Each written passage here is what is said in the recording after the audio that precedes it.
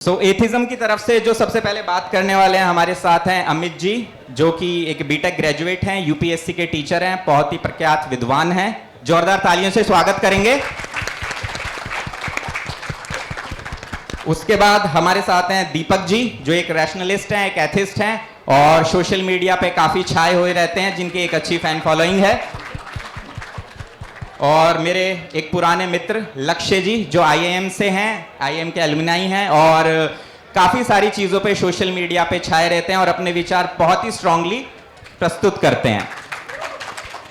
इसके अलावा जो मेरे राइट हैंड साइड में बैठे हैं, इन सबको आप जानते ही हैं बहुत अच्छे से। संदीप जी हैं, जो विज्ञान दर्शन में एक काफ़ी प्रख्यात रिसर्चर हैं। उसके अलावा हमारे साथ अमित जी हैं, जो आईआईटी से हैं, अंकित जी हैं, जो आईआईटी से हैं, और मोहित जी, जो विज्ञान दर्शन को संचालक करते हैं। तो शुरू करता हूं मोहित जी मैं आपसे कि आप इस चीज को किस तरीके से देखते हैं। जैसे सबसे पहले मैं आप लोगों को रूल्स बताना चाहूंगा कि इस डिबेट के हमारा सिर्फ एक रूल है कि हम इसमें सिर्फ साइंटिफिक बातें करेंगे, चर्चाओं में किसी भी तरीके से इधर उधर हम नहीं बहेंगे, ठीक है। तो ये एक चीज हम 6 लोगों को, जो भी गेस्ट हैं, उन्हें मान के चलनी है कि हम सिर्फ साइंटिफिक वे में बात करेंगे, इधर उधर की बातों में नहीं जाएंगे। और जो हमारा टॉपिक होगा वो होगा atheism versus थिज्म।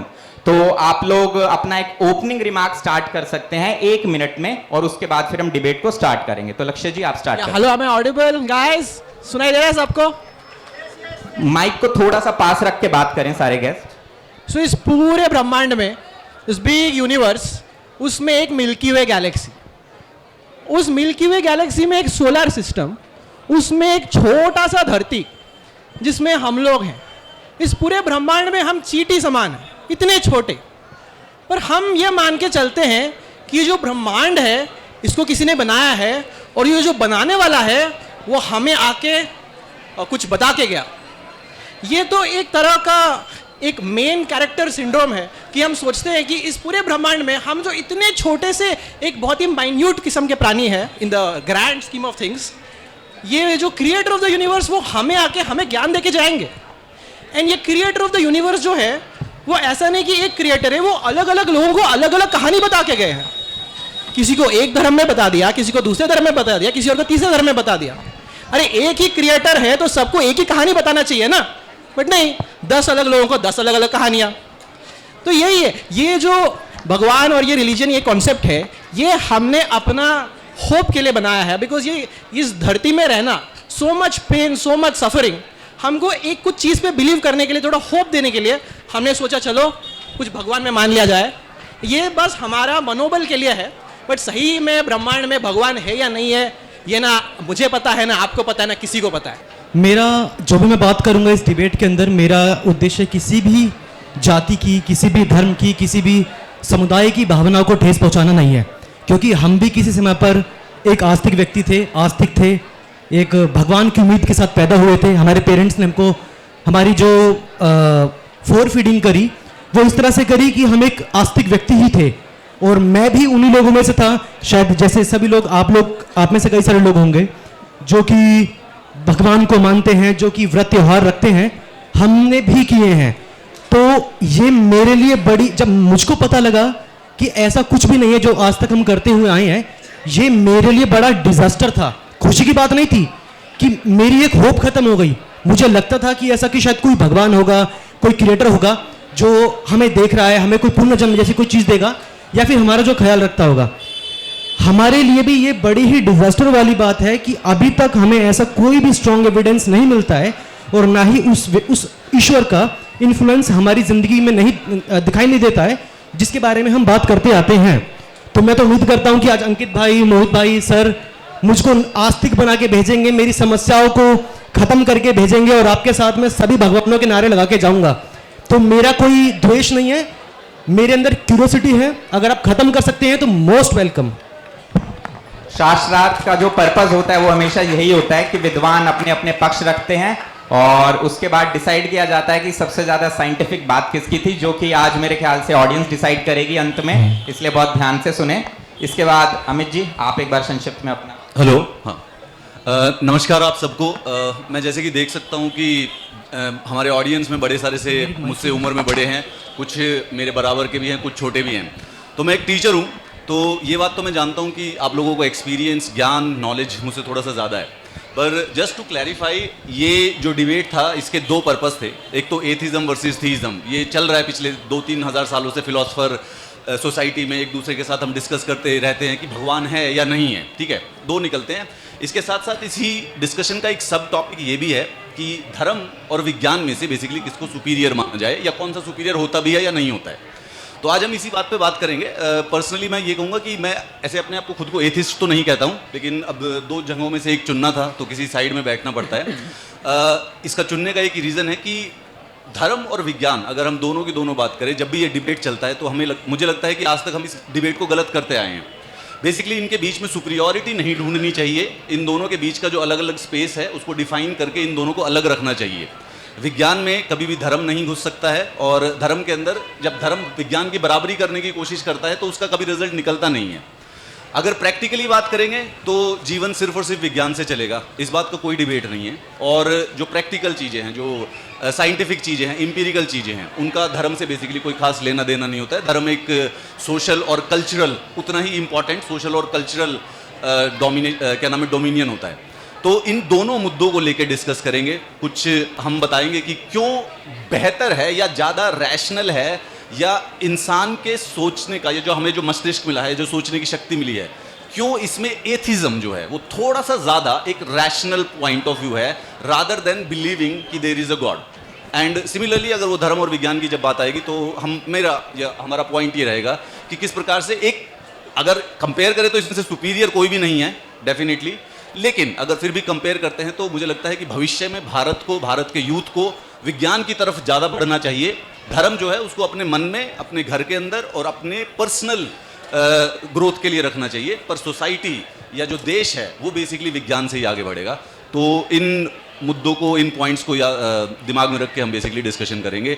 And thank you very much for all of you coming, क्योंकि जब भी मैं सीनियर लोगों को देख रहा हूँ तो मुझे ये लग रहा है कि इन्हें मुझसे ज़्यादा आता है, तो मैं डिबेट में बताऊँगा क्या क्या। तो अगर मैं कुछ गलती करूँ तो अपने से छोटा समझ के आप मुझे माफ़ कर दीजिएगा। Thank you. मोहित जी। सभी को नमस्ते। मैं 1 मिनट में तो अपना ओपनिंग रखूँगा, उसके बाद फिर हम चाहेंगे आपस में ज़्यादा डिस्कशन करें।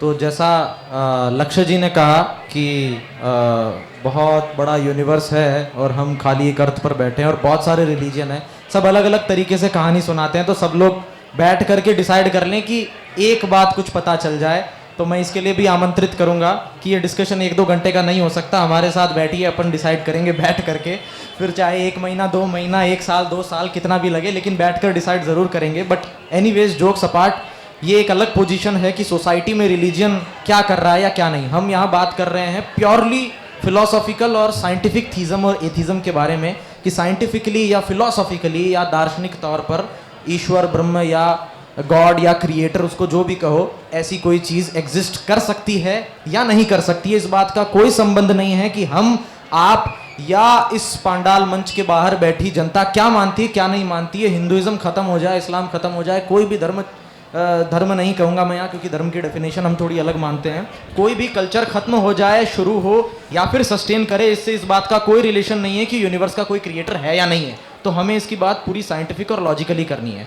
फिर जैसा दीपक जी ने कहा कि आप हमें कन्विंस कर दीजिए, तो मैं उन्हें भी कहूँगा कि आप हमारे साथ में बैठिए, पूरे 10 दिन, 20 दिन, 30 दिन, जितना बैठना है बैठिए, आइए और बात करिए। मैं आपको गारंटी कहता हूँ, मैं और संदीप जी ही आपको अकेले कन्विंस कर देंगे। अंकित जी आ गए तो फिर और अच्छी बात बन जाएगी। सर आपका घर का एड्रेस दे देना, मैं वहीं आ रहा हूँ। हाँ, मैं अपने ऑफिस का आपको एड्रेस दूंगा, आप जरूर आइए। 10-15 दिन हम रहेंगे तो डेफिनेटली मैं आपको कन्विंस कर दूंगा आपके एक डाउट को, क्योंकि जैसा मैंने आज पहले भी अपनी चर्चा में कहा था कि ज़्यादातर एथिस्ट होने के जो रीज़न है वो बहुत बार सोशल होते हैं, उसके पीछे साइंटिफिक और फिलोसॉफिकल चीज़ें नहीं होती। और सोशली आप जिस रीज़न से एथिस्ट हैं, उन रीजंस को मैं भी सपोर्ट कर दूंगा। एग्री। तो वहाँ पर कोई डिफरेंस आएगा नहीं। फिर जैसा अमित जी ने कहा कि वो ऑलरेडी उन्होंने कहा कि मैं वैसे एथिस्ट नहीं हूँ, लेकिन क्योंकि हम एक यहाँ पर एक डिस्कशन कर रहे हैं ताकि उससे कुछ निकले, तो कोई ना कोई एक पोजीशन पिक करनी है, तो वहाँ पर वो बात ही समाप्त हो जाती है।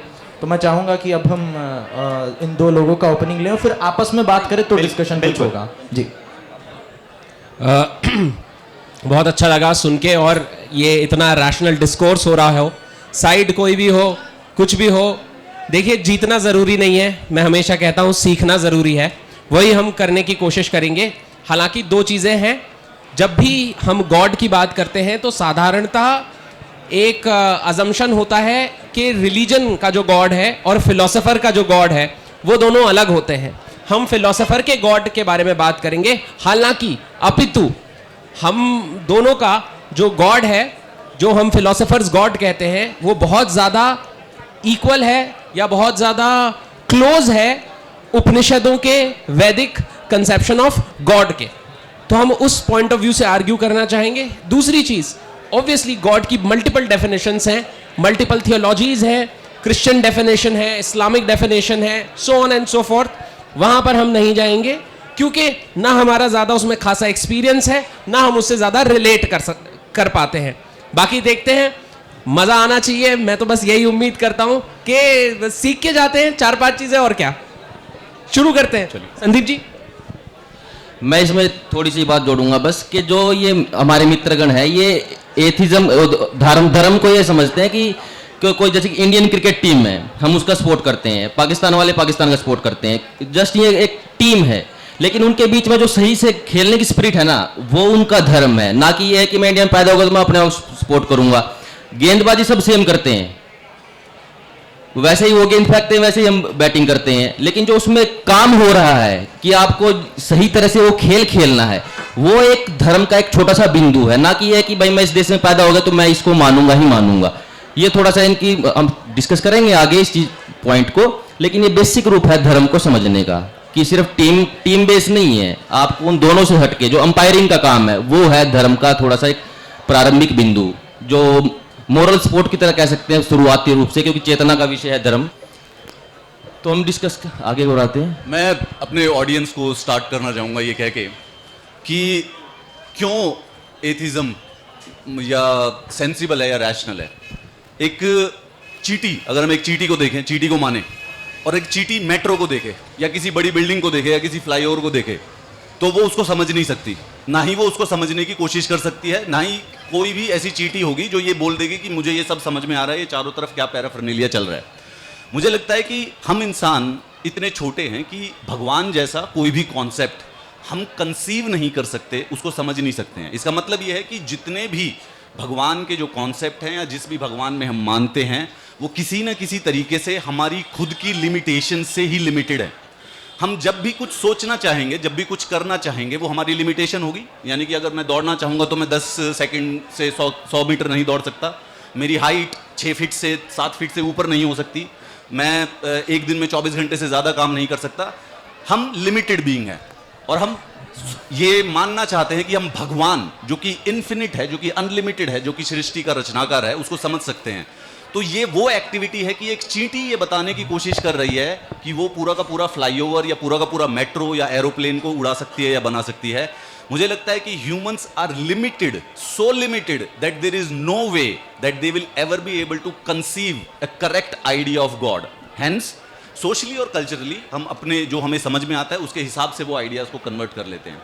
आप सब में से कितने लोग भगवान को मानते हैं? हाथ उठाइए। सारे के सारे भगवान को मानते हैं? बिल्कुल मानते हैं। मेरी मम्मी और मेरे पिताजी भी मानते हैं। मुझे बताइए कि अगर आप सबके सब यूरोप में पैदा होते तो कौन से भगवान को मान रहे होते? अगर आप सऊदी अरेबिया में पैदा होते तो कौन से भगवान को मान रहे होते? नहीं सर, ये तो मतलब ऐसे तो मतलब सऊदी, जैसे वहां पर हिंदू है ही नहीं, जैसे यूरोप में भगवान को एक अलग भगवान को माना जाता ना। अच्छा, वन गॉड वाला, जो वन गॉड को मानते हैं, ठीक है, ये बिल्कुल सही है, वेदांतिक आइडिया। हाँ जी,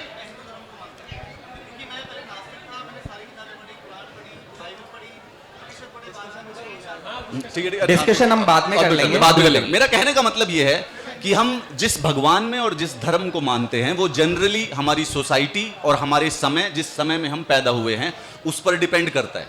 तो अगर वो कॉन्स्टेंटली चेंज होगा, 4000 साल पहले मैं पैदा होता तो मैं किसी और भगवान में मानता, और 10,000 साल पहले पैदा होता तो किसी और में मानता, 2000 ईस्वी में पैदा हुआ हूं तो किसी और को मानता हूं। इसका मतलब यह है कि जो कॉन्सेप्ट ऑफ गॉड है वो किसी ना किसी तरह सिर्फ कल्चर और सोसाइटी की देन होता है, यूनिवर्सल नहीं है। That is my first opening. मैं कुछ बोलना चाहता हूं कि जैसे कि जो बिजली होती है, अगर अर्थिंग ना बने तो करंट नहीं लगेगा। लेकिन माँ बाप को आप समझा नहीं सकते कि मैं जूते पहन के हाथ से कर लूंगा। हमें उस तक पहुंचना पड़ता है। माँ बाप तो आपको बेसिक धर्म सिखाएंगे, चाहे वो यूरोप में पैदा हो, कहीं भी पैदा हो।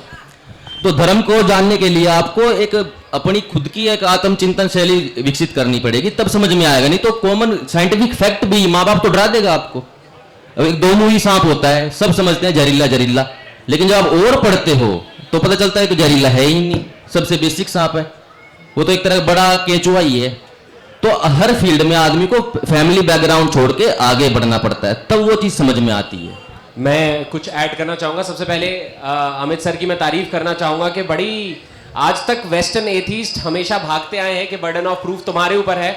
अमित जी ने पहली बार ये स्टैंड लिया है और एथिज्म का प्रूफ प्रोपोगेट किया है, उसके लिए बहुत बहुत तालियां उनको, क्योंकि बहुत शानदार स्टेप है।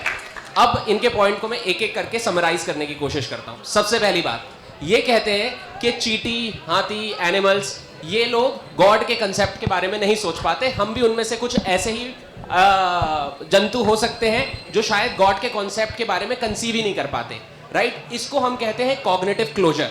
ये एक बहुत स्टैब्लिश्ड थ्योरी है कि चींटी, चिंपैंजीज इवन इलेक्ट्रॉन के कॉन्सेप्ट को कंसीव भी नहीं कर सकते। दो चीजें हैं, एक कंसीव करना और एक उसका होना। अगर आप गॉड का सबसे स्ट्रॉन्गेस्ट आर्ग्यूमेंट आज देखेंगे, उसको कहते हैं ऑन्टोलॉजिकल प्रूफ, जो सबसे पहले आल्सन ने दिया था, उसके बाद गॉडेल ने दिया था, अभी क्या कहते हैं अल्विन प्लेटेंगा ने उस पर मॉडल लॉजिक से काम किया है। वो यही कहता है कि जब चींटी इलेक्ट्रॉन है कि नहीं है, ये तो छोड़िए, इसकी ये सत्य है कि नहीं, इस पर चर्चा नहीं कर सकती। वो ये भी नहीं सोच सकती कि इलेक्ट्रॉन जैसा कुछ हो सकता है। चूंकि हम भगवान का कॉन्सेप्ट कंसीव कर सकते हैं, इसलिए हम बिल्कुल उस पोजीशन पे हैं कि इस बात को सही या गलत ठहरा सकते हैं। इवन गॉडेल और एल्विन प्लेटिंगा ने यही आर्गुमेंट दिया था, क्योंकि मैं एक परफेक्ट बीइंग को कंसीव कर सकता हूं, उसके बारे में सोच सकता हूं और उसका एग्जिस्टेंस, देयरफॉर जो परफेक्टनेस है उसमें बहुत सारे एट्रीब्यूट्स हो सकते हैं और एग्जिस्टेंस भी उसका एक एट्रीब्यूट है। Therefore God should exist. तो पहली चीज से तो मैं बिल्कुल डिसएग्री करता हूं, क्योंकि ये कह देना कि हम कॉग्निटिवली क्लोज्ड हैं गॉड के बारे में सोचने के लिए, दैट्स नॉट राइट। क्योंकि हम गॉड को कंसेप्चुअलाइज कर सकते हैं, कंसीव कर सकते हैं, we might be open to think about God. और दूसरी बात, अमित सर ने तो ऐसा लग रहा है हमारे साइड की बात कह दी है, क्योंकि उपनिषद में आप देखेंगे तो वो यही कहते हैं कि ब्रह्म को आप एट्रीब्यूट्स के साथ नहीं लेके आ सकते हैं, उसको आप पॉजिटिवली डिफाइन नहीं कर सकते हैं कि ब्रह्म ये है, वो है, ये है, ऐसा है, वैसा है। आप उसको सिर्फ नेगेटिवली कंसीव कर सकते हैं, ये नहीं है, ये नहीं है, ये भी नहीं है। इसलिए हमारे शास्त्रों में भगवान को अनिर्वचनीय कहा गया है। मोहित जी, आप कुछ ऐड करना चाहेंगे? मैं ऐड करना चाहता हूँ, फिर एक एक करके चलेंगे। मैं आप ही के पास आ रहा हूँ।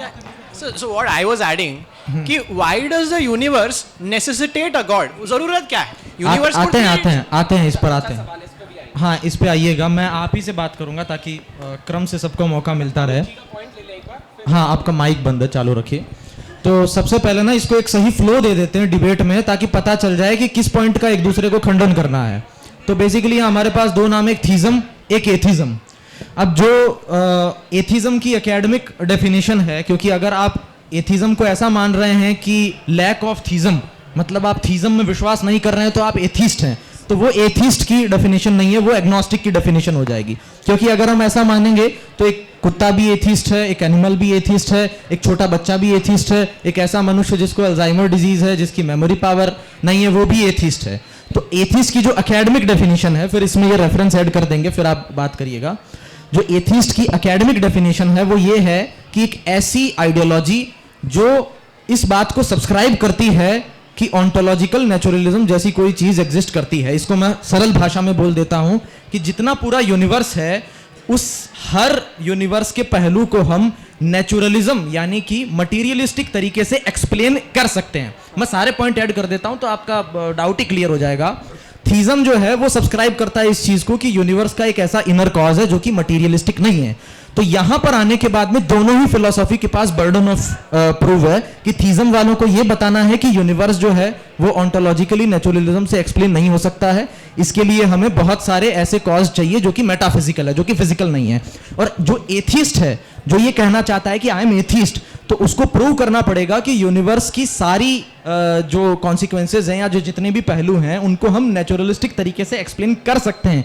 एक्सप्लेन नहीं करना, मैं इसको भी एक्सप्लेन कर देता हूं, एक्सप्लेन नहीं करना है कि एथिस्ट को कि वो सारी चीजों को बैठकर एक्सप्लेन करेगा, उसे ये प्रूव करना है कि सारी चीजों को मटेरियलिस्टिक तरीके से एक्सप्लेन किया जा सकता है। भले आज में किया जा रहा हो तो एक थीस्ट ऐसा मानेगा कि कभी किया ही नहीं जा सकता इन चीजों को, इसलिए इसका एक इनर कॉज जो है वो मेटाफिजिकल है। एक एथिस्ट जो है वो ये कहेगा कि नहीं, इसको किया जा सकता है, भले हम अभी नहीं कह रहे हैं, लेकिन आगे चल करके हम सारे प्रश्नों को मटेरियलिस्टिक तरीके से खोज लेंगे, और हम इस बात के विरोध में हैं। तो आपको भी प्रूव करना पड़ेगा कि आप एथिस्ट क्यों हैं, क्योंकि यूनिवर्स जो है वो नेचुरली एक्सप्लेन हो सकता है। तो इस पर अगर आप कुछ मोनोलॉग रखें तो फिर हम वो रीजन बताएंगे कि हम क्यों ऐसा मानते हैं कि कुछ ऐसे पॉइंट है जो कि कभी भी प्रूव नहीं किए जा सकते। Exactly, तो अमित सर ने वही पॉइंट रखा कि क्योंकि हम कंसीव नहीं कर सकते, गॉड एक बहुत बड़ी एंटिटी है। उस पर आएंगे बाद में। एक और चीज मैं ऐड कर दूं कि हम गॉड को कंसीव नहीं कर सकते हैं इसलिए हम एथिस्ट हैं, या हम गॉड को पूरी तरीके से समझ नहीं सकते, ये एक यूटिलिटी की बात हो गई कि गॉड को मानने की उपयोगिता क्या है, वो एक अलग चीज है। आज हम उपयोगिता पर डिस्कस नहीं कर रहे हैं, आज हम प्योरली ये डिस्कस करना चाहते हैं कि दोनों में से ज्यादा रैशनल पोजीशन कौन सी है, क्योंकि मेरा मानना ऐसा है कि जो थीज्म है उसके पास ज्यादा एक्सप्लेनेटरी पावर है, वो ज्यादा एक्सप्लेन कर सकता है यूनिवर्स को। थीज्म भगवान को मान देंगे। वैसे एथिज्म सरल भाषा में वो होता है जो कहता है कि भगवान नहीं होता, थीस्ट वो होता है जो किसी प्रकार के भगवान में मानता है। बीच में इसमें एक एग्नोस्टिक भी कहा जाता है जो कि ये कहता है कि मुझे नहीं पता कि है भी है या नहीं भी है, मैं इस पे ओपिनियन नहीं देना चाहता। मोटा मोटी ये एथिस्ट और एग्नोस्टिक सेम ही चीज है। इसने ओपिनियन दे दिया है कि ना सेम नहीं है, एग्नोस्टिक एकेडमिकली पूरा अलग है।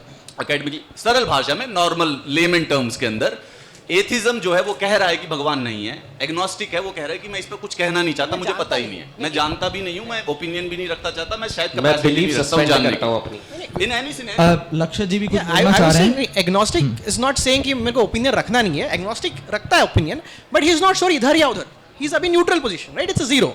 हाँ, एथिज्म अगर नेगेटिव नंबर्स मानते हो, थीज्म अगर पॉजिटिव है, तो it's a neutral point agnostic basically. हाँ, तो हमें जो बेसिकली चर्चा करनी है वो इसी पर करनी है कि अगर हम थीज्म को सही बताना चाह रहे हैं तो हम ये प्रूव करेंगे, खींचना पड़ेगा। हाँ, हम ये प्रूव करेंगे कि जो यूनिवर्स है उसमें कुछ ऐसी चीजें हैं जिनको एक्सप्लेन करने के लिए हमें गॉड या ब्रह्म जैसी कोई चीज, चेतन कोई चाहिए ही चाहिए। आपको प्रूव करना नहीं, सब कुछ जड़ से समझाया जा सकता है, तो कुछ ऐसा हमको कुछ कॉन्शियस कुछ नहीं चाहिए, तो वो आपको प्रूव करना। तो आप शुरू करिए, फिर उस पर आप अपनी बात रखिए, हम भी प्रूव करेंगे। One thing on the same this, ऐसा कोई डिबेट नहीं है that me sitting here am I real or not, that's not a debate। लक्ष्य जी, हम हिंदी में रख सकते हैं बात को। मैं यहाँ बैठा हूँ, इस चीज़ का कोई डिबेट नहीं है, इसका कोई क्वेश्चन नहीं है, सबको पता है मैं यहाँ बैठा हूँ, एवरीवन कैन सी। बट जैसे ये कॉन्सेप्ट है भगवान, God, creator of the universe, ये उतना कोई सर्टन कॉन्सेप्ट नहीं है, that is why we are having this debate.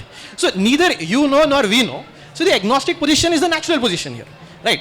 Now if I had to live my life with the current evidence we have, अगर मुझे पता नहीं होता without any confirmation and I had to live my life, then I would say यार अभी evidence है नहीं, so I'd rather be an atheist than be a theist, and you would say you'd rather be a theist than be an atheist.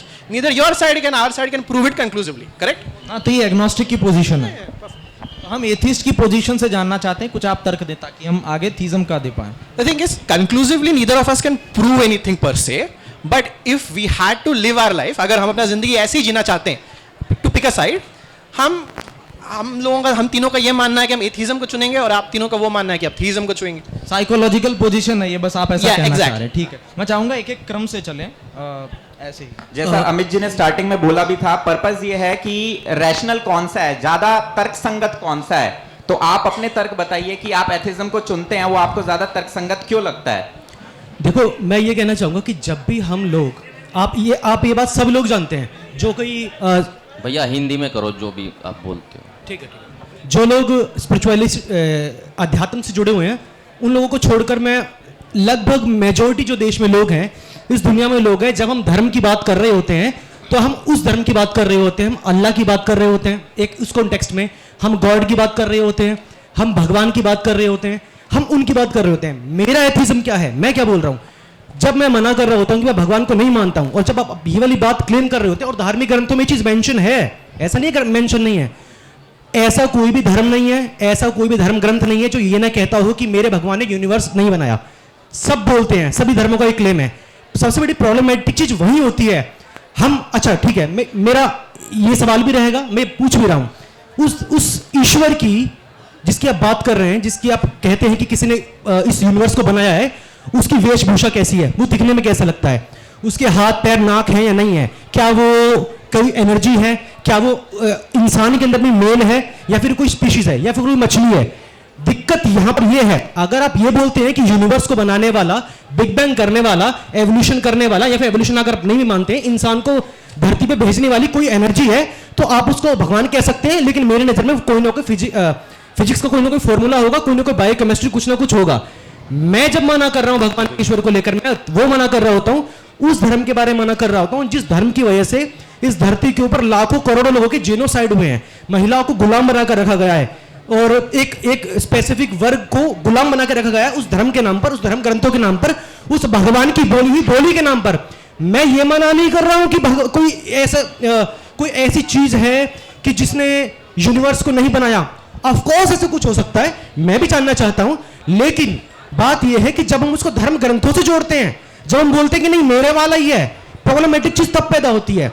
हम तो कह रहे हैं big bang definitely किसी न किसी एनर्जी ने किया होगा। बीच में आपको टोक रहा हूं, सॉरी। हमारा जो डिबेट का, डिस्कशन का जो नजरिया या जो एक दिशा होनी चाहिए, वो ये नहीं है कि स्लेव्स हैं, ये थे, वो थे, वो बुराइयां अच्छाइयां समाज में थी। नहीं मैं एक चीज समझो, जैसे आपने बिग बैंग का नाम लिया, जैसे मैं आपसे मतलब हम इसको किस दिशा से देखना चाहते हैं, किस तरीके से मैं आपको समझाता हूं। जैसे बिग बैंग है कि किसी, आप प्रश्न करिएगा, मैं एक चीज जोड़ देता हूं। वो ऐसा कहना चाह रहे हैं कि हो सकता है यूनिवर्स का कोई क्रिएटर हो सकता है नहीं हो, लेकिन इनकी मेन प्रॉब्लम ये है कि वो क्रिएटर जैसे ही हम प्रूव करेंगे या हम जैसे ही मानेंगे, फिर कहा जाएगा देखो क्रिएटर है, तो क्रिएटर ने वेद बोला या कुरान बोला, बाइबल बोला, जो भी, फिर उसके नाम पर बहुत सारा डिस्क्रिमिनेशन होगा। तो ये बात आपकी ठीक है, इसके लिए अगला और डिस्कशन हो सकता है कि फिर हम ईश्वर को किसी ग्रंथ से एसोसिएट कर रहे हैं या नहीं, और उस पर और चर्चा हो सकती है, वो अगेन यूटिलिटी की बात हो गई। लेकिन अभी हम ये चर्चा करना चाह रहे हैं कि धर्म ग्रंथ को छोड़ दीजिए, कोई धर्म ग्रंथ नहीं है, कुछ नहीं है। सबसे पहले हम इस बात को क्लियर कर लें कि ईश्वर है या नहीं। मान लीजिए आपने कह दिया नहीं है, तो बात वहीं खत्म हो गई। आपने कह दिया है,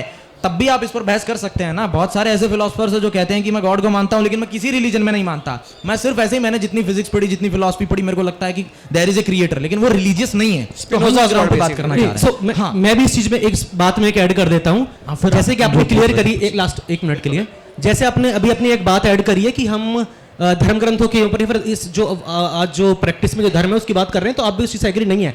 तो फिर मैं ये कहना चाह रहा हूं, जब हम ईश्वर के अस्तित्व को प्रूव करने की बात कर रहे होंगे, तो we can't invoke religious text, that is ये लेकिन आज ये चर्चा का विषय नहीं है ना। मैं हम वही कह रहा हूं, वो उसके साइड इफेक्ट्स या इफेक्ट्स बहुत सारे हो सकते हैं। हाँ ठीक है, तो मेरा स्टैंड इस चीज के ऊपर यही बताते हैं, कुछ चीजों के सेकंड के लिए दोबारा से एथिज्म के बारे में बात करते हुए पहले एक क्लैरिफिकेशन कि भगवान को मैं मानना सोशल और साइकोलॉजिकल हेल्प करता है। मेरी माँ राम में मानती है, वो उसको शांति देती है। वैसे इस प्रकार के भगवान में हम सब मानते हैं, ये मानना कोई बुरी बात नहीं है। बट उसके बाद अगर हम जीवन में ह्यूमन बींग्स, इंसान, हम सबके सब यहाँ पे बैठे हैं, अगर हमारे इस पूरे के पूरे जीवन का कोई पर्पस या कोई मीनिंग है, तो बहुत ज्यादा जरूरी है कि भगवान नहीं होना चाहिए।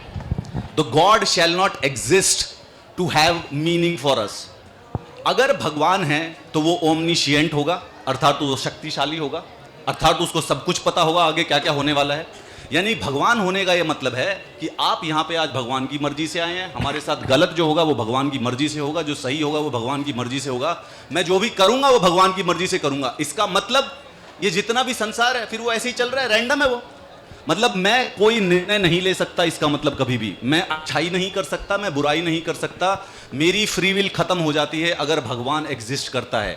सो for humans to be free the God has to not exist. And just एक थोड़ी सी टेंजेंशियल बात है, एक बार अंकित ने स्टार्टिंग में जो बात की थी, अंकित फिलॉसफी की बात कर रहा था। ऑन्टोलॉजिकल आर्गुमेंट होता है एक भगवान को प्रूव करने का, क्योंकि मैं सोच सकता हूं भगवान है तो इसका मतलब भगवान है। ये फिलॉसफी का काफी पॉपुलर आर्गुमेंट है। हर प्रकार का जो भगवान का आर्गुमेंट है वो भगवान बुद्ध की फिलॉसफी में और इमैनुअल कांट और एक विटगेंस्टीन नाम के 3 फिलॉसफर है, वो उन्होंने डिनाई किया है। उसका सिंपल लॉजिकल आंसर ये होता है कि existence is not a predicate. Existence एक क्वालिटी नहीं होती है। जस्ट बिकॉज कि तुमने सोच लिया कुछ एग्जिस्ट करता है, मैंने यूनिकॉर्न सोच लिया, यूनिकॉर्न होता है, मैंने चुड़ैल सोच ली, मैंने क्या कहते हैं सींग वाला गधा सोच लिया मैंने, तो क्या मैंने कंसीव कर लिया तो होगा? नहीं होता। सिमिलरली वो जो भगवान का ऑन्टोलॉजिकल आर्ग्यूमेंट है वो थोड़ा सा रिफ्यूटेड है, पर सबसे जरूरी ये है कि भगवान के होने का मतलब है कि मेरी आपकी सबकी जिंदगी सब खत्म है, हम बर्बाद, यूजलेस है, हमारा जीना, सोचना, करना, रहना, हमारा मीनिंग खत्म हो जाएगा। Because if God is there then every single thing that is going to happen has to happen according to him. हम कुछ भी नहीं कर सकते। और उसके साथ एक दूसरी प्रॉब्लम भी है, अगर भगवान है तो फिर कोई शैतान में भी मानेगा, और शैतान एक ऐसा कॉन्सेप्ट है जो कि तुम सुनने में बेकार लग रहा है कि नहीं है। ठीक है, टू द पीपल। अभी ये क्रम से चलते हैं, मैं अपनी बात कहूँगा, फिर आप दो अपनी बात कहिए, फिर वापस ऐसे चलेंगे। तो अगेन मुझे लगता है ऑडियंस कन्विंस हो गया, इट्स ओके, थैंक यू। तो मैं अगेन आपकी इस बात का थोड़ा विरोध करना चाहूंगा कि फिर से हम यूटिलिटी में चले गए कि गॉड एग्जिस्ट नहीं करना चाहिए, क्योंकि गॉड अगर एग्जिस्ट करता होगा तो ऐसा हो जाएगा, वैसा हो जाएगा। मान लेते हैं ऐसा हो जाएगा, लेकिन हो सकता है फिर भी गॉड एग्जिस्ट करता हो। तो हमें गॉड एग्जिस्ट करता है या नहीं, इसके ऊपर चर्चा करनी है। हो सकता है साइकोलॉजिकली आप एग्नोस्टिक पोजीशन पर, अगर हम उस पे करेंगे कि गॉड एग्जिस्ट करता है या नहीं करता है, तो फिर तो हम क्लियर, मतलब बात, डिबेट खत्म हो गया है। हम किसी ने देखा नहीं है, किसी के पास नहीं, proof हम नहीं है, लोग सब अलग में मानते हैं। हम लोग देंगे ना थीज्म के पक्ष में कुछ प्रमाण देंगे, कुछ तर्क देंगे, लेकिन आप अभी तक एथिज्म के पक्ष में कोई तर्क नहीं दिए हैं, ये मैं ऐसा कहना चाहता हूं, क्योंकि आपने यूटिलिटी बताई कि नहीं मानने से ऐसा होगा। क्योंकि जो आपने कहा कि नहीं मानेंगे तो इससे ये फायदा है, आप लास्ट में अपनी बारी में बात रखिए, नहीं मानने से ये फायदा है, मानने के ये नुकसान है, उन सारी चीजों पर सेपरेट डिस्कशन हो सकता है। हो सकता है मैं एक ऐसा कॉन्सेप्ट दूं गॉड का जिसमें वो सारी प्रॉब्लम ना हो, और ऐसा हम मानते भी हैं, लेकिन हम गॉड के कॉन्सेप्ट पर बात नहीं कर रहे हैं। हम बात कर रहे हैं गॉड एग्जिस्ट करता है या फिर नहीं।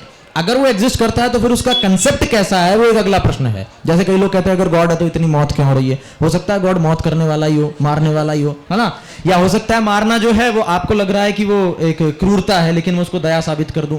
जो भी है वो बाद की बात है। पहले हमको फिलोसॉफिकली ये चर्चा करनी है कि गॉड एग्जिस्ट कर सकता है या नहीं। जब हम इस बात पर चर्चा कर लेंगे तब ये प्रश्न आता है कि हम गॉड का कौन सा कंसेप्ट मान रहे हैं, वो पॉसिबल है या नहीं, और पॉसिबल होने के बाद भी वो यूजफुल है या नहीं। हो सकता है वो यूजलेस हो सकता है वो यूजफुल हो, लेकिन हम पहले ये बात तो करें कि वो एग्जिस्ट करता है या नहीं। तो अब मैं अपनी साइड से प्रमाण रखूंगा, फिर आप लोग रखिए, फिर आप लोग काउंटर करिए या अपने प्रमाण रखिए। तो जैसा मैंने कहा थीज्म की एक्सप्लेनेटरी पावर ज्यादा है, तो एथिज्म में मुझे क्या ऐसी चीज लगी जिससे वो एक्सप्लेन, उसकी जो पावर है उसको मैं कम आंक रहा हूँ, कम रैशनल मान रहा हूँ। पूरी तरीके से अपने मन मस्तिष्क से एक बार ब्रह्म, ईश्वर, ये जो संस्कृत वाले शब्द इनको निकालकर फेंक दीजिए, वेद को भी निकाल करके फेंक दीजिए इस सर्टेन डिग्री ऑफ हमारी इस डिस्कशन में कि ऐसी कोई चीज एग्जिस्ट नहीं करती है। अब जब भी हम फिजिक्स पढ़ते हैं या क्वांटम में जा रहे हैं या फिर एस्ट्रोनॉमी पढ़ रहे हैं, एस्ट्रोफिजिक्स पढ़ रहे हैं, कॉस्मोलॉजी पढ़ रहे हैं, तो इस पूरे यूनिवर्स को माइक्रो और मैक्रो लेवल पर देखने के बाद में एक बहुत बड़ी प्रॉब्लम आती है, जिस प्रॉब्लम का नाम है नोमोलॉजिकल हार्मनी की प्रॉब्लम। नोमोलॉजिकल हार्मनी की प्रॉब्लम का मतलब है, नोमोलॉजी मतलब लॉज को स्टडी करने के साइंस को हम नोमोलॉजी बोलते हैं, और हार्मनी मतलब जिसको फाइन ट्यूनिंग कहते हैं जनरली, कि सब कुछ हार्मनी में है। तो प्रश्न यहाँ पर ये होता है, जैसे आपने सुना है कि इलेक्ट्रॉन जो एक एटम है तो उसमें ज्यादा इलेक्ट्रॉन है वो दूसरे एटम को शेयर कर देगा। तो मैंने ऐसे ही किसी से पूछा कि वो क्यों शेयर कर देता है, तो उदाहरण देने लग गया कि देख तेरे पास 4 चॉकलेट है, तेरे छोटे भाई के पास में 2 चॉकलेट है, तो 2 उसको दे देगा। मैंने कहा मैं चेतन हूं, मैं दे रहा हूं, मुझे पता है, मेरे अंदर संकल्प है, इच्छा है, प्रयत्न है, लेकिन पार्टिकल ऐसा क्यों कर रहा है। तो उसको जब हम पूरा डिस्कशन करेंगे ना एंड तक, मैं एक एग्जांपल दे रहा हूं, जब हम एंड तक इसको डिस्कशन करेंगे तो एंड में जाकर ये पॉइंट आएगा कि यूनिवर्स अपने आप को सस्टेन करना चाहता है।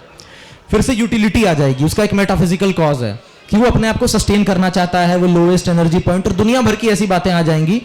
प्रश्न यहां पर यह है कि जो भी होना चाहता है या जो कुछ भी होना चाहिए जैसा हो रहा है, जो कि उसकी इनहेरेंट प्रॉपर्टी है, जिसको हम एक्सियम कहते हैं, हमारा आर्ग्यूमेंट यह है कि उस एक्सियम को सस्टेन करने के लिए सब कुछ जड़ नहीं हो सकता, इनर्ट नहीं हो सकता। अगर सब कुछ जड़ है, इनर्ट है, कुछ भी कॉन्शियसनेस जैसी चीज नहीं है, तो यूनिवर्स में कोई सस्टेनेबिलिटी, क्योंकि जो सस्टेनेबिलिटी है कि सस्टेन उसको करना है, इस चीज के लिए इंफॉर्मेशन चाहिए, जिसको हम लोग बाद में गॉड कह दे रहे हैं, लेकिन उसको फिजिसिस्ट रोजर पेनरोज वगैरह उसको इंफॉर्मेशन पर ले जाकर के पटक देंगे कि उसके पास एक इंफॉर्मेशन है कि उसको ऐसा करना है।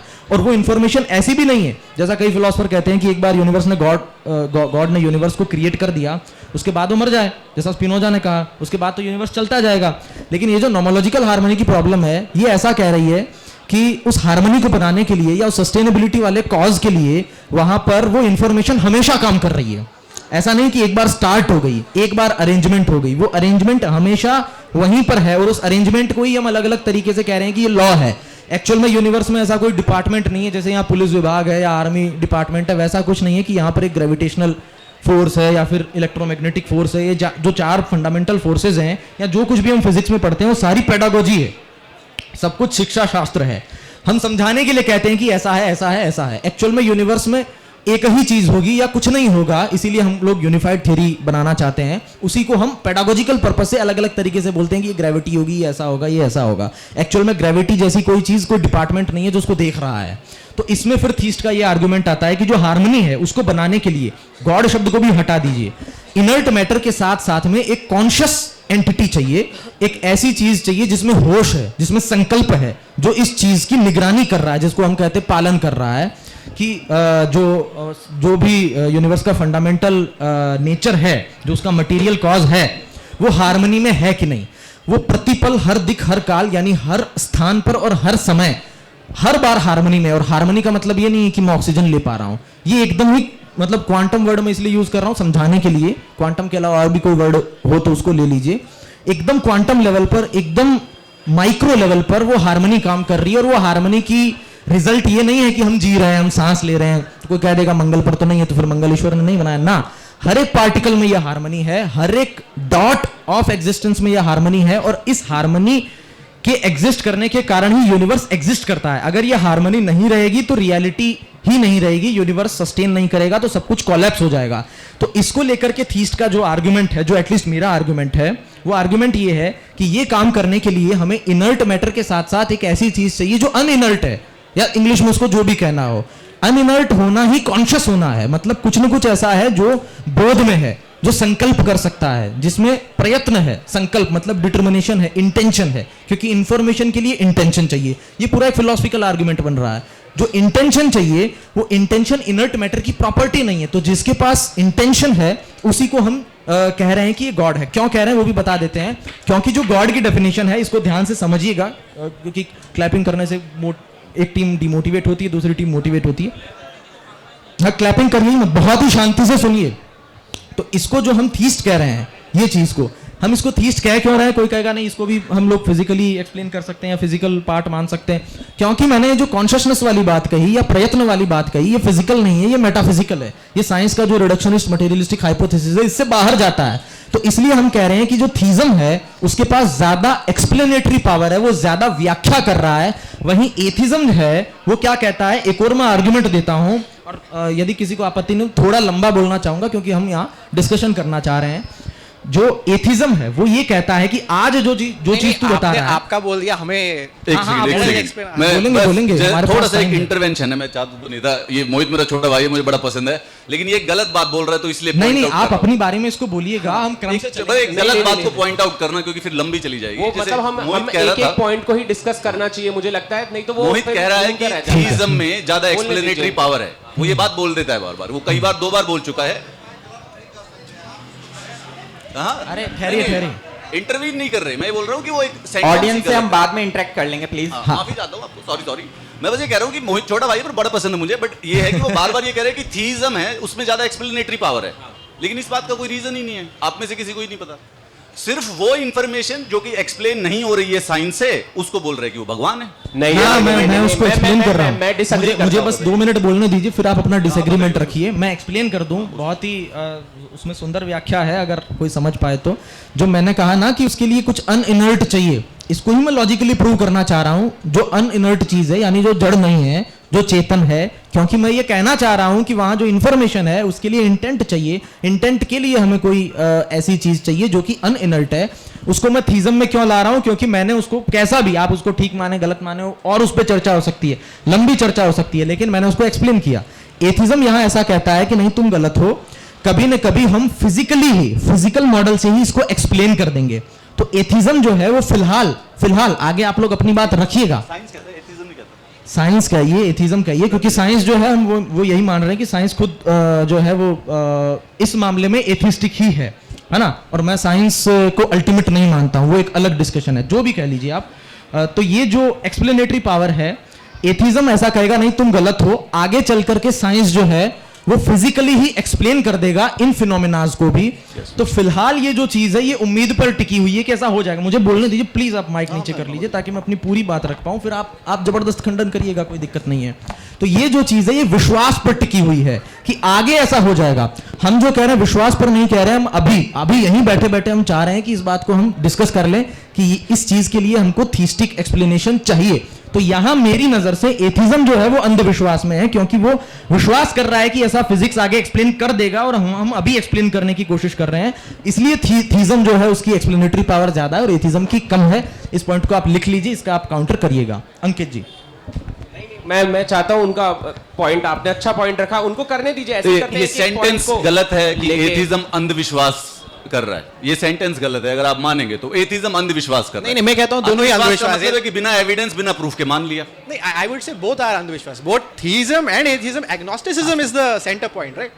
आज के लिए तो एथिज्म कर ले मेरे भाई, कल एग्नोस्टिसिज्म कर लेंगे। वही हाँ, आप कुछ कह रहे थे। मैं हाँ। देख, I'll build on एक बार ये जो इसकी मोहित वाली बात को अगर हम बात करें, सबसे पहले देखो ये सेंटेंस गलत है। अब ये मतलब कह रहा हूं कि एथिज्म अंधविश्वास है। एथिज्म सिर्फ ये कह रहा है कि एविडेंस होगा तो मान लेंगे। मैं कहता हूं कि भगवान, आप एथिज्म को भगवान का एविडेंस मान लो, सबसे पहले मान लेंगे। साइंस की जितनी भी इक्वेशन है हम उसको अंधविश्वास में नहीं मान रहे। सबसे इंपॉर्टेंट एक साइंस की इक्वेशन है E = mc²। कोई इसको चेंज कर दो, अगले दिन साइंस की सारी किताबें चेंज हो जाएंगी। आप मुझे कोई भी एक ऐसी चीज बता दो जो कि भगवान के कॉन्टेक्स्ट में अगर प्रूव या डिसप्रूव हो जाए तो चेंज हो जाएगा ओपिनियन, ये बता दीजिए। यहां पर जो ओपिनियन है साइंस का, every single opinion can be change अगर इक्वेशन बदल जाए। तो न्यूटन की ग्रेविटी की थ्योरी थी, आइंस्टीन ने आगे बेटर दी थी, कैंसिल कर दी, किताब खत्म। अब आइंस्टीन की पढ़ते हैं, उसकी वजह से फोन और जीपीएस चलता है। इनकी जो है वो 3000 साल से सेम है कि भगवान होता है। जब बारिश की एक्सप्लेनेशन नहीं है, भगवान कर रहा है। जब भूकंप की एक्सप्लेनेशन नहीं है, भगवान कर रहा है। अब उसकी एक्सप्लेनेशन हो गई तो भगवान नहीं कर रहा है बारिश, ठीक है। तो कोई सामने वाली आने वाली जो चीज जिसको ये कह रहा है कि उम्मीद पे टिका हुआ है, उम्मीद पे नहीं टिका हुआ। इट्स जस्ट दैट कि हमारी लिमिटेशन है। टेलीस्कोप नहीं था हमारे पास तो यूरेनस और नेपच्यून नहीं दिखते थे। टेलीस्कोप आ गया तो हमने देख लिया, टेक्नोलॉजी आ गई तो हमने आगे वाली चीज देख ली। आगे समय आगे बढ़ेगा, टेक्नोलॉजी आ गई तो हमने फोन बना लिया। 100 साल के बाद और टेक्नोलॉजी आ जाएगी तो जिन चीजों की एक्सप्लेनेशन ढूंढ रहे हैं वो भी मिलेगी। ये अभी कह रहे हैं कि नहीं हमें पता है भगवान है, ये भगवान की वजह से ही है और किस वजह से है। जब तक साइंस के पास और एथिज्म के पास इंफॉर्मेशन नहीं होती है तब तक वहां पर थीस्ट खड़ा रहता है, और जिस दिन हमारे पास इंफॉर्मेशन होती है उसी दिन से बेसिकली वो अगले वाले स्टेप पे चला जाता है। 3000 साल से लोग मान रहे हैं कि बारिश भगवान इंद्र करवाते हैं। मानते थे, मैं भी मानता था, बचपन में मानता था, मेरी मम्मी अभी भी मानती है। लेकिन अगर साइंटिफिकली बात करेंगे तो अब हमारे पास बारिश का फिजिकल एक्सप्लेनेशन है, ठीक है, सिंपल है, कोई ज्यादा ऐसा कॉम्प्लेक्स नहीं है। ये कह रहे हैं कि इसके पीछे क्योंकि उसमें पानी की बूंद है, उसके अंदर एक इलेक्ट्रॉन है, पानी ऊपर गया, इलेक्ट्रॉन से नीचे आया और आया, इसमें भगवान है पीछे।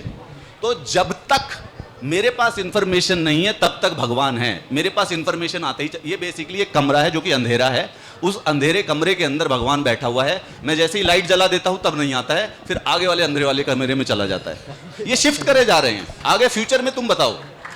बहुत अच्छा काउंटर। अब मैं इसका जवाब देना चाहता हमने हूं। डिसाइड किया था तालियां नहीं बजेंगी। तालियां नहीं। नेचुरल जो आ जाए वो कर दो यार, ऐसा कोई वो भी नेचुरली थी जो आ रही थी, जो रिक्वायर्ड थी। ऐसे तो आर्गुमेंट्स चलते रहेंगे। आप बताइए प्लीज। तो देखिए, जो अमित सर कह रहे हैं उन्होंने बहुत सारी बातें कह दी हैं अपने एक ही सिंगल प्रोपोजिशन में। पहली बात ये कह रहे हैं इंफॉर्मेशन, मेरे पास एक पर्टिकुलर इंफॉर्मेशन आई और साइंस अपना स्टैंड बदल देता है। अमित किल्होर जी, इंफॉर्मेशन का नेचर और मैटर के नेचर में फंडामेंटल डिफरेंस है, और इसी को हम कहते हैं लिमिटेशन ऑफ साइंस, के इंफॉर्मेशन के नेचर को, कॉन्शियस के नेचर को इनफैक्ट मटेरियलिस्टिक साइंस कभी नहीं बता, कभी नहीं समझा सकता हम, ऐसा है। Fundamental explanatory gap. ये ऐसा नहीं है कि ब्रिज से पार कर गए भाई, आज क्या कहते पैर थे, कल क्या कहते वो आ जाएगा, विमान आ जाएगा तो उससे पार कर जाएंगे। It is crossing a universe which is logically not possible. David charmers की हार्ड प्रॉब्लम ऑफ कॉन्शियसनेस आपने सुनी होगी। दूसरी बात है, ये टिपिकल एथीस्ट का तर्क है कि अरे भगवान बारिश कर रहे थे, बारिश नहीं हो रही थी, भगवान इंद्र कर रहे थे, अब हमारे पास फिनोमेना आ गया। ये कुछ थीस्ट भी ऐसा करते हैं, लेकिन ऐसा नहीं है। जो अच्छी तरीके से शास्त्रों को जानते हैं, जो हमारे गुरु रहे हैं उन्होंने कभी नहीं कहा भगवान बारिश करवा रहे हैं। उनकी बात हमेशा से कांस्टेंट रही है कि God is the ground for all existence. और हम बात ही नहीं कर रहे हैं कि शास्त्रों में या इतिहास में क्या कहा गया है, हम आज की बात कर रहे हैं कि अभी हम प्रूव करें या डिस्प्रूव करें। और जो अगर आप कह रहे हैं कि जो हमारा बेसिस ऑफ गॉड है, उस गॉड पर मानने वाले कभी ये नहीं कह रहे कि अच्छा ब्रह्म ने बारिश करवा दी। किसी ने सुना है कि ओ ब्रह्म बारिश करवा रहे हैं, ब्रह्म की उपासना कर लेते। ब्रह्म भी एक फॉर्म में, जो भी इंद्र की बात कर रहे होंगे वो एक फॉर्म में आया, और so on and so fourth. And उसको फिर आपको अगर इंटरप्रेट भी करना है तो आपको हर्मेन्यूटिक्स से जाना पड़ेगा, मीमांसकों के शास्त्र के थ्रू जाना पड़ेगा। पॉपुलर डेफिनेशन को आप नहीं ले सकते, या पॉपुलेशन हमको शास्त्र में जाना ही नहीं है आज, हाँ। ताकि चर्चा भटके ही ना। एग्जैक्टली। तो ये जो आपका आर्ग्यूमेंट है कि जो इंद्र थे उन्होंने बारिश करवा दी, इट्स नॉट वैलिड। हम तो गॉड के ग्राउंडिंग के पॉइंट ऑफ व्यू से बात कर ररहे हैं कि हम पहले से कहते आए थे कि भगवान ग्राउंड करता है सारा एग्जिस्टेंस, हम अभी भी कहते आ रहे हैं। दूसरी चीज, इंफॉर्मेशन और फिजिक्स का जो पॉइंट ऑफ व्यू है, these two natures are completely different. It's not a bridge that you can jump. Definitely not. They are fundamentally different in nature. अच्छा, why भगवान सबस्ट्रेट क्यों है? सिर्फ ये बता दो एक बार इसके ऊपर। Why is God मैं बताता हूँ चीज़ पे। आप कंप्लीट करिए। मैं कंप्लीट कर देता हूँ। हम इतना डिस्कशन कर रहे हैं, हम मेन पॉइंट पे डिस्कशन नहीं कर रहे हैं। वो है कि जो मटेरियल है उसका जो फंडामेंटल स्टेट है उसके ऊपर अगर हम डिस्कशन करें, आप लोग कह रहे हो कि फंडामेंटल स्टेट ने अपने आप यूनिवर्स को अरेंज कर लिया है, तो सबको पता है यूनिवर्स एक चीज से कार्य कारण सिद्धांत, हाइड्रोजन ऑक्सीजन से पानी बनेगा, वो उसका कोज है, वो ना हो तो पानी नहीं बनेगा। तो हम मूल कोज पे बात कर लें तो उसी में हम ईश्वर को खोज लेंगे, उसका एट्रीब्यूट्स को खोज लेंगे। आपकी बात सही है, हमारी बात सही है, वो सबको पता चल जाएगा, कॉमन बेसिक बात है। तो हम आपसे जानना चाहते हैं कि आप जो फंडामेंटल कोज है यूनिवर्स का, जिससे संसार, एक तो आप ये बताइए सबसे पहले कि आप अभाव से भाव, नथिंगनेस से, और एब्सोल्यूट नथिंग की बात कर रहा हूं मैं, क्वांटम फील्ड की बात नहीं कर रहा हूं मैं यहाँ पे। मैं आपसे जानना चाहता हूं कि जो इस यूनिवर्स का कोज है वो इटर्नल है या नहीं, और उसका नेचर क्या है, वो टोटली इनर्ट है या उसमें कुछ और गुण है? तो I will start with what Mohit ने जो बोला था। ये मोहित, राइट? मोहित। सो मोहित का, as far as I have understood, Mohit कह रहे थे कि यूनिवर्स में एक काइंड ऑफ हार्मनी है, एक काइंड ऑफ सस्टेनेबिलिटी है, और एक काइंड ऑफ सेल्फ सफिशिएंसी है, हाँ, जो अपने से नहीं हो सकता, विच नेसेसिटेट्स अ कॉज, क्रिएटर, या जो भी कहो आप उसे। हाँ, मेटाफिजिकल। ओके, ये मेटाफिजिकल। मेरा ये मानना है, अगर आप कह रहे हैं यूनिवर्स का हार्मनी, यूनिवर्स का sustainability, self sufficiency, whatever, necessitates a creator, that it needs a creator to have all these things, then that creator should be like double harmonious, double self sufficient, right? So that means तो universe के लिए self sufficiency explain करने के लिए आपको creator चाहिए।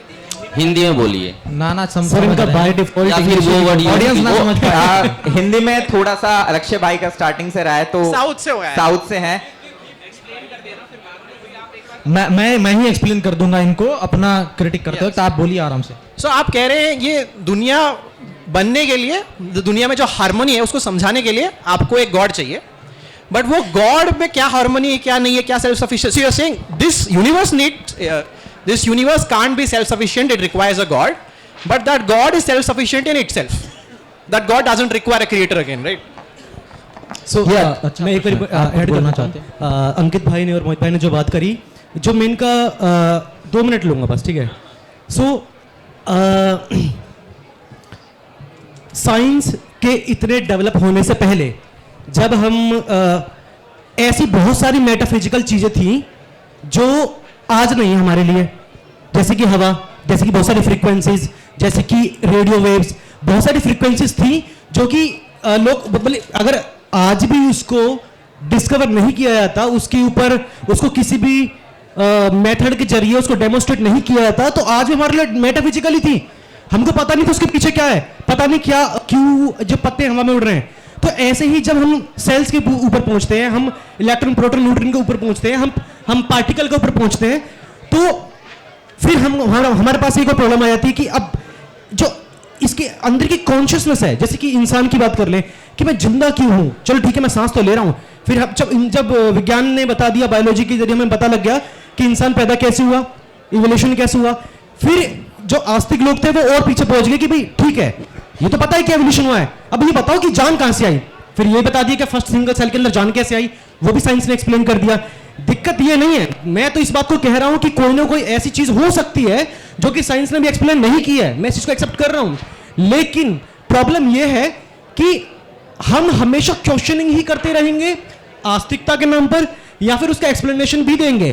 क्योंकि जैसे आपने बताया बिग बैंग, पहले यूनिवर्स कैसे बना ये नहीं पता था, पहले पृथ्वी कैसे बनी ये नहीं पता था, पहले सोलर सिस्टम कैसे बना ये नहीं पता था, उसे ब्रह्मांड पूरा कैसे बना बिग बैंग बता दिया। अब आस्तिक लोग और उससे पीछे पहुंच गए। क्वेश्चन रेज करना और आंसर फाइंड आउट करने में जमीन आसमान का फर्क है। आप जिस चेतना की बात कर रहे हैं मैं उस चीज से पूरा एग्री कर रहा हूं, मैं उसको डिनाई नहीं कर रहा हूं। दिक्कत यह है कि केवल आप स्टेप आउट नहीं कर सकते, आप पीछे नहीं जा सकते।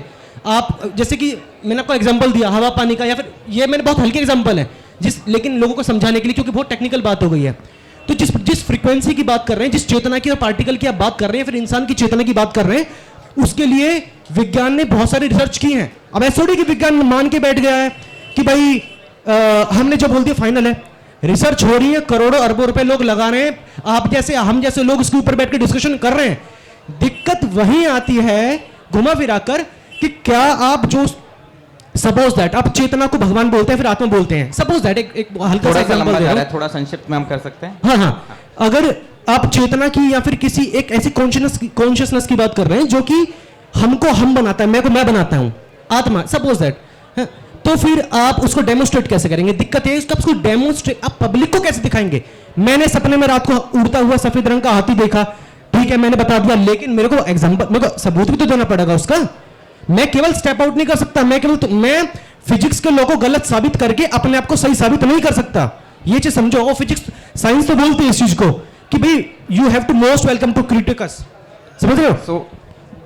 दीपक जी, जैसे अभी आपने बोला कि सबूत की हम बात करते हैं, आपने बिग बैंग की भी बात की, तो जैसे अलग अलग थ्योरीज हैं कि ये कहाँ से यूनिवर्स कहाँ से स्टार्ट हुआ, तो उसमें एक थ्योरी ये भी होती है कि क्वांटम फ्लक्चुएशंस हुए थे, उसके बाद वर्चुअल पार्टिकल्स आए। तो आप ये जब हम मान रहे हैं कि नथिंगनेस में से समथिंग निकला, तो ये कैसे पॉसिबल है? फिर इसको कैसे प्रूव किया जाएगा? देखो मैं आपको वही चीज दोबारा पूछना सर, सॉरी। जैसे आपने बिग बैंग की बात से सब कुछ कैसे एग्जिस्ट कर सकता है? क्वांटम फंडामेंटल स्टेट क्या है आपकी? आप ये पूछना चाह रहे हैं कि नथिंग से जो बिल्कुल नहीं था तो शुरुआत कैसे हुई? हकीकत की बात तो ये है, this is the very good task, बहुत अच्छा स्टेप है किसी भी नास्तिक को पीछे ढकेलने का। नहीं एक सेकंड, मैं चीज कह रहा हूं, शुरू से यूटिलिटी वाली बात चल रही है, लोगों को कैसे समझाएंगे? हमें बात करनी है, मैं एक्सप्लेन कर रहा हूं, बात नहीं करना, मैं एक्सप्लेन कर रहा हूं, मैं वही चीज एक्सप्लेन कर रहा हूं। बिग बैंग से पहले क्या हुआ और ऐसी बहुत सारी जो सवाल है, क्वेश्चन मार्क है, विज्ञान को नहीं पता। आपको पता है, आपको भी नहीं करती पता है ना क्वांटम फ्लक्चुएशंस पर बात।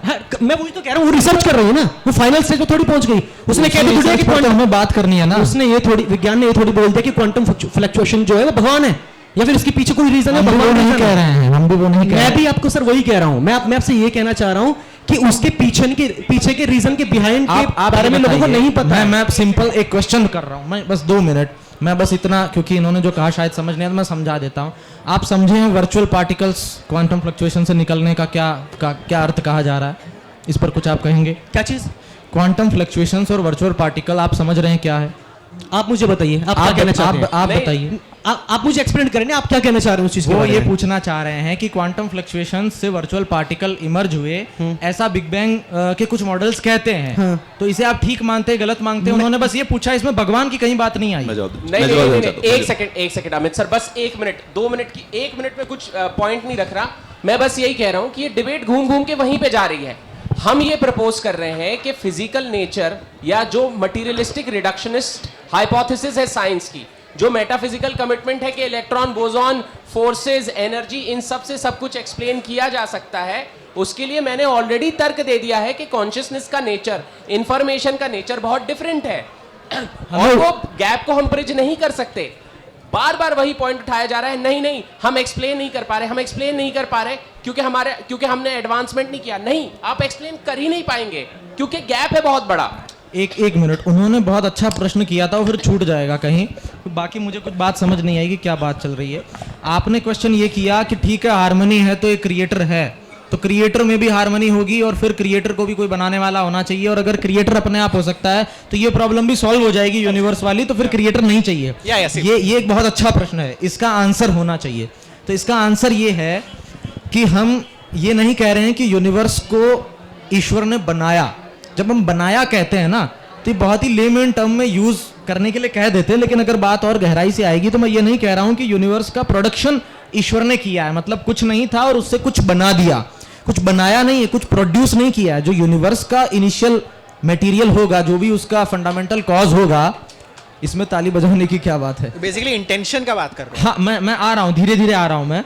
तो यूनिवर्स का जो फंडामेंटल कॉज होगा, जिसको हम संस्कृत में प्रकृति तत्व बोलते हैं, उस पर नहीं जाएंगे, वो भी इटर्नल है, उसको भी गॉड ने नहीं बनाया। और गॉड जिसे हम कॉन्शियसनेस या जो भी कह रहे हैं, वो भी इटर्नल है, उसको भी किसी ने नहीं बनाया। दोनों ने why does it need a cause in the first? हाँ, आ रहे हैं, उस पर आ रहे हैं आप फंडामेंटल स्टेट के बारे में क्या आ रहे हैं धीरे धीरे, बस पांच मेन वहीं से शुरू होगी मुझे बात, कंप्लीट बीच में तो करने फिर वही दीजिए। चलता रहेगा। मैं उनके प्रश्न को पकड़ गया हूं। जो फंडामेंटल नेचर ऑफ यूनिवर्स है, उसको ईश्वर ने नहीं बनाया है, न ही ईश्वर को किसी ने बनाया है। अब बात ये, ईश्वर की जरूरत कहां पड़ रही है, फिर गॉड क्यों चाहिए? तो गॉड मुझे चाहिए, जो मैटर है वो मैटर जिस हार्मनी में, उस हार्मनी को लाने के लिए। आगे आएंगे धीरे धीरे। मैंने ये पिछले सेशन में भी ये बात कही थी कि एक पेंटिंग है, तो मैं कलर को देखकर या ब्रश को देखकर या उसके कारपेट को देख करके या उसके कैनवास को देख करके मैं ये नहीं कह रहा हूं कि पेंटर है, मैं उस पेंटिंग की ब्यूटी को देखकर कह रहा हूं कि पेंटर है। वैसे मैं आ रहा हूं, धीरे धीरे आ रहा हूं। वैसे ही हम ये कह रहे हैं कि यूनिवर्स में जो हार्मनी है, जो कि लगातार काम कर रही है, लगातार, एक बार भी किसी ने सेट कर दी ऐसा भी नहीं। हार्मनी का मतलब है कि जो भी फंडामेंटल नेचर ऑफ यूनिवर्स है वो सस्टेन हो पाए, इसके लिए जितने लॉज काम कर रहे हैं, वो लॉज, पार्टिकल्स का उस दिशा में आना, हाँ, जो भी, उतना टेक्निकल नहीं जाएंगे। उस हार्मनी को बनाने के लिए मैं कह रहा हूं कोई कॉन्शियसनेस चाहिए।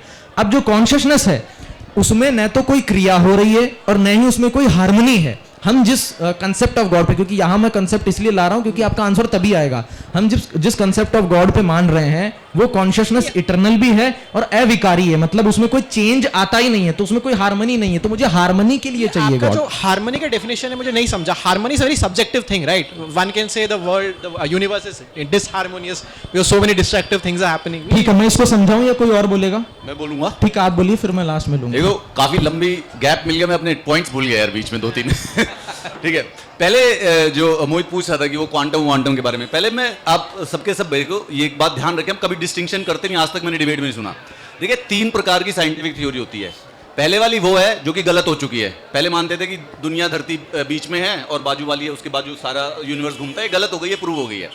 दूसरे वाली है जैसे E=mc², ये ऐसी थ्योरी है जिसका आज तक एविडेंस एडवांटेज में मिल रहा है, यही प्रूव हुई जा रही है, यही चल रहा है। इसका मतलब अब तक गारंटी है कि इससे परफेक्ट नहीं निकली है। और बाकी फिर ये जो क्वांटम वाली पूछ रहे हैं कि बिग बैंग से यूनिवर्स बना था या आगे मल्टीवर्स यूनिवर्स होंगे, इसमें साइंस आके किसी को नहीं बोला है कि ये होता है। हम बोल रहे हैं कि सोच रहे यार ऐसा हो सकता था, ऐसा कुछ करके एविडेंस करके निकालेंगे। अब इसी बात से एविडेंस से एक बात बताता हूं, आपसे पूछना भी चाहूंगा मैं, आपको क्या लगता है कि भगवान है या नहीं, इसका एविडेंस कोई साइंटिस्ट लाके देगा या कोई धर्मगुरु लाके देगा?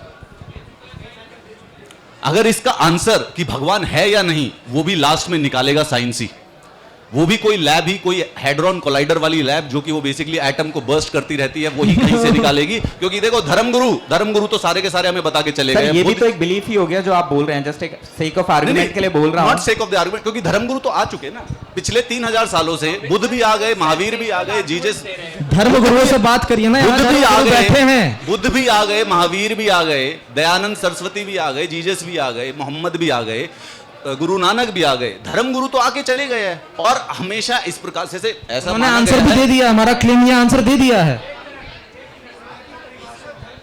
ना आप इंटरेक्ट नहीं कर सकते हैं सर। सर, ऑडियंस को बाद में पूरा समय मिलेगा, आप लोग थोड़ा सा संयम रखें, बैठे, ऑडियंस से क्वेश्चंस लिए जाएंगे। तो मतलब अगर धर्म को ये प्रूव करना था कि भगवान होता है तो उसके लिए तो 3000 साल मिल ही चुके हैं। विज्ञान सिर्फ 400 साल पुराना है। इस कमरे में पड़ी हुई 500 चीजें देखिए, ये सारी की सारी विज्ञान से हैं। ये माइक, ये कैमरा, ये यूट्यूब, ये टी शर्ट, ये जूते, ये चश्मे, ये टेंट, ये सब कुछ विज्ञान ने दिया है। अगर कोई कि भगवान है या नहीं है, वो जवाब वहीं से आएगा, किसी और, कभी और किसी पुरानी चीजों से नहीं। The question that the God exist और नॉट, उसका आंसर एग्जिस्ट नहीं करता इस समय। We will find it. कह रहे हैं एग्जिस्ट करता है, हम आंसर दे रहे हैं। आप फंडामेंटल पे बात ही नहीं कर रहे। Extra ordinary claims requires extra ordinary proof. अगर मैं आपको यहां कहूं कि इस सभा में इसके अंदर यहां पे रानी की झांसी खड़ी हुई है, तो तुम मांगोगे मुझसे प्रूफ एविडेंस दो। तुम ये थोड़ी ना कहोगे कि यार मुझे दिख रही है। एक भी आदमी ये बोल दे कि रानी की झांसी नहीं है और 99 लोग बोल रहे हैं रानी की झांसी, उसको 99 लोगों को प्रूफ एविडेंस देना पड़ेगा कि भाई है, ऐसे है यार। बिल्कुल सही बात कही है अमित सर, बहुत सेंसेशनल कोट याद करके आए हैं, है ना। कोट पे कोट मारे जा रहे हैं, पर लगातार कोट मारे जा रहे हैं। 2-3 भूल गया हूं बीच में, गैप आ जाता है तो ऐसे कोट मारते इतने कन्विक्शन के साथ कि लगता है कि यार सही तो बोल रहा है ये आदमी। पर हालांकि कुछ चीजों पे सर मैं आपसे डिसएग्री करता हूं। सबसे पहली बात ये है कि आपको मैं एक एनालॉजी से समझाने की कोशिश करता हूं, ठीक है। एक कंप्यूटर ले लीजिए आप, है ना। उस कंप्यूटर के अंदर एक सॉफ्टवेयर हमने बिल्ड कर दिया, उसको सी प्रोग्रामिंग मान लेते हैं। अब सी प्रोग्रामिंग में आप दुनिया भर की सारी चीजें कर सकते हैं, यहां से वहां क्या कहते हैं, ऐप बना दिए, इंस्टाग्राम बना दिया, जो बनाना है वो बना दिया, सब कुछ बना दिया, ठीक है। वो दुनिया उस सॉफ्टवेयर के वर्ल्ड में एग्जिस्ट करती है, लेकिन उसकी जो अल्टीमेट सत्ता है, जो अल्टीमेट फंडामेंटल ग्राउंड है, वो क्या है अमित सर? सॉफ्टवेयर का अल्टीमेट फंडामेंटल ग्राउंड क्या है? लैंग्वेज और प्रोसेसर्स, उससे भी फंडामेंटल इलेक्ट्रिसिटी, एग्जैक्टली, इंफॉर्मेशन और इलेक्ट्रिसिटी। तो जो ये आर्ग्यूमेंट दे रहे थे ना, सब कुछ चल रहा है, वो सॉफ्टवेयर है। We are looking it through our language, our conception. लेकिन जो फंडामेंटल सत्ता है, सॉफ्टवेयर बनाने वाला कभी ये नहीं निकाल पाएगा कि अच्छा ये बाइनरी कोडिंग से चल रहा है। सॉफ्टवेयर अलग है, उसकी सत्ता अलग है। हम जब गॉड के लिए आर्ग्यू करते हैं तो हम उस पॉइंट से आर्ग्यू करते हैं कि we have created a world of representation. Reality जो है हमें एक रिप्रेजेंटेशन के साथ दिखती है, हम उसी में ऑपरेट कर सकते हैं और बहुत खूबसूरत तरीके से ऑपरेट कर सकते हैं। साइंस बहुत खूबसूरत काम कर सकता है जब इस रियलिटी के रिप्रेजेंटेशन की बात हो रही हो, है ना। लेगो का आपने गेम देखा होगा, या कोई भी जब हम गेम खेलते हैं, जब रूल्स और पार्टिसिपेंट्स हमें पता होते हैं, बढ़िया चलता रहता है गेम, लेकिन उसका जो फंडामेंटल नेचर है, क्या वो इस रिप्रेजेंटेशन से पहुंच पाएंगे हम वहां तक? नहीं, हम नहीं पहुंच पाएंगे। और हमारा क्लेम ये है कि क्या कहते हैं, साइंस जो है वो रिप्रेजेंटेशन सॉफ्टवेयर के लेवल पे काम कर रही है। हम दुनिया को कैसे कंसीव कर रहे हैं, दुनिया हमें कैसी दिख रही है, उस लेवल पे काम कर रहा है, उसके लॉज हैं। लेकिन जो फंडामेंटल सत्ता है, वहां पे हम साइंस से नहीं पहुंच सकते। यहां मेरा डिसएग्रीमेंट है। और हम जिस गॉड के आर्ग्यूमेंट की बात कर रहे हैं, वो वही जो ये कह रहे थे 1 और 0 बाइनरी इंफॉर्मेशन है, वो वही इलेक्ट्रिसिटी है, जिसको हम चेतना कहते हैं। एक बात ऐड करना चाहूंगा बस, सॉरी। जो आपने बात बोली है, मुझे ऐसा लगता है कि इस डिबेट के अंदर ये वाली बात कहीं ना कहीं साबित हो जाएगी कि हम उस क्वेश्चंस के अगेंस्ट हैं। अरे हम भी तो सर वही जानना चाह रहे हैं, आप हमें बताइए वो क्या चीज है। आप इस चीज को मैं खुद कह रहा हूं, लेकिन आप घर बताऊंगा। नहीं, मैं वही कह रहा हूं, आपने क्वेश्चन तो रेज कर दिया, ये हम भी कह रहे हैं कुछ ना कुछ तो ऐसा है कि जो जिसे यूनिवर्स बनना, जिससे कहीं से तो शुरुआत हुई होगी। हम खुद इस बात को बोल रहे हैं। अब दिक्कत पता क्या होगी? दिक्कत तब जाके पैदा होगी मेरे जैसे किसी नास्तिक व्यक्ति को, जब बाद में आप इसको धर्म से या फिर किसी धर्म गंदा शब्द नहीं है। नहीं, एक सेकंड, या आप इसको किसी धर्म से या फिर धार्मिक किताबों से जोड़ दोगे, दिक्कत वहां से पैदा होगी। हम तो कह रहे हैं आपके पास कोई ऐसी इक्वेशन है, उसको आज हमें डिस्कस ही नहीं करना है दिक्कत को। तो सर टाइम जो मुद्दा ही खत्म है फिर तो डिबेट का। मैं तो कह रहा हूं मुद्दा ये जन आंदोलन की तरह नहीं लेना है हमें। मुद्दा ये है खाली कि एक सिंपल सा सवाल, एक सिंपल सा सवाल, पूरी एंड ऑफ डिस्कशन हो जाएगा। आप मुझे बताइए कि जैसे कि सर ने आपने बताया कि जो सॉफ्टवेयर है उसके अंदर एक लोगों की भाषा में बोलता हूँ आत्मा, ठीक है, वो उसके अंदर की मैं वाली जो पोजीशन है, जो मैं अध्यात्म की भाषा में बता रहा हूँ, वो कहां से आती है? आप बताइए कि वो आती। क्वेश्चन मत रेज करना, क्वेश्चन मत करना कि साइंस नहीं पहुंच पाया, ये ऐसा है या वैसा, नहीं, ये हमको ही पता है। आप मुझे साबित करके दिखाओ कि करोगे कैसे, दिखाओगे कैसे, डेमोस्ट्रेट करना पड़ेगा। जैसे मैंने बताया, मैं कह दूं मेरे सपने में ये सफेद रंग का हाथी आया, उड़ रहा था और मुझसे बोल रहा था कि भगवान नहीं है, और मैं अभी वाली बात आपसे बोल दूं, तो आप मुझको प्रूफ देना पड़ेगा सर।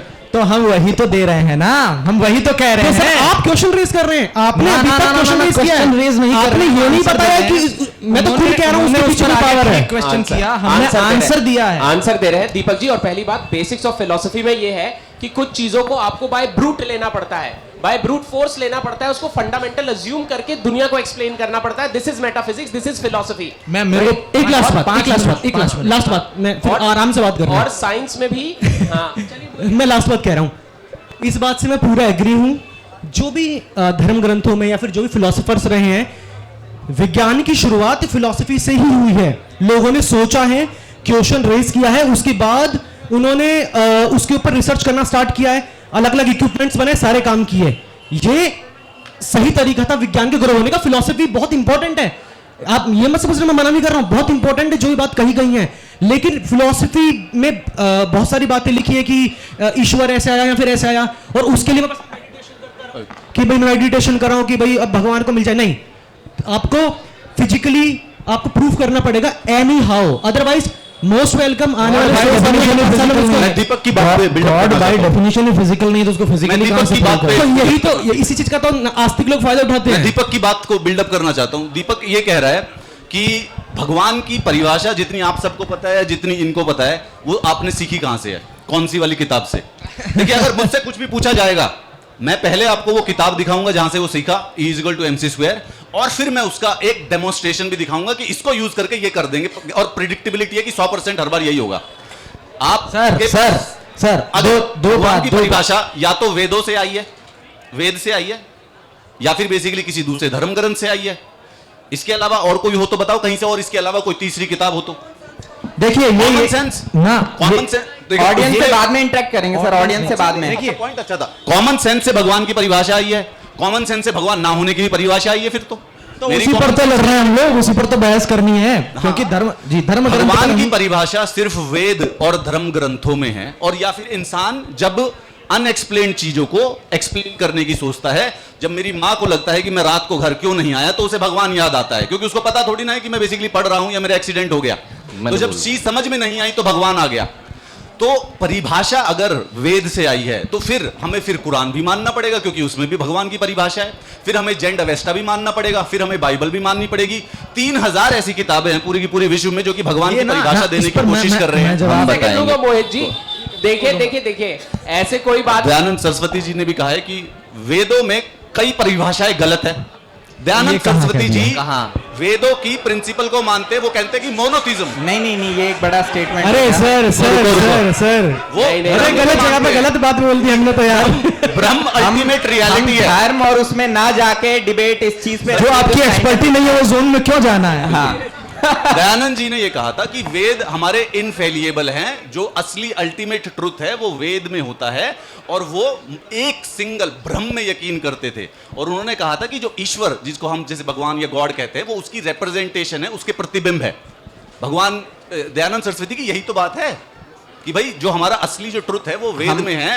वेद ऐसा नहीं लग रहा कि हम टॉपिक से बहुत दूर जा रहे हैं। भगवान है वो मैं समराइज करता हूँ, फिर मेरे को बात नहीं करते हैं, ग्रंथों पे बात नहीं करते हैं प्लीज। नहीं, एक बस एक 30 सेकंड लूंगा। एक्चुअली हो ये रहा है कि बात होके फिर से रुकना पड़ रहा है। ये चीज थोड़ी सही नहीं है।